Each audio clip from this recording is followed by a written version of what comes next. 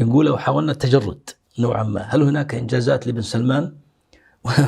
نعم، إنجازه أنه أهان آل سعود ودمر هيبتهم وطلعهم على فضيحتهم، ما يستحقون هذا الاحترام الذي كانوا يعطيه الناس. ناس جبنة، ناس سلبيين، ناس لئيمين، ناس ضعاف، أهانهم وتحكم فيهم بزر مثل محمد بن سلمان، بصق في وجوههم، دعس على أرقابهم، خلى ناس بعمره مرتين ثلاث أضعاف عمره يطلعون يمدحونه في ليلة عاد بالسجن، يطلعون برا يمدحونه. يعني تركي الفيصل وخالد الفيصل يطلعون برا يمدحونه. يعني من مجبرك يا تركي الفيصل تدافع عن محمد بن سلمان إلا لأنك أنت رزيل وذليل وقد كشفك محمد بن سلمان. وكذلك كشف العلماء.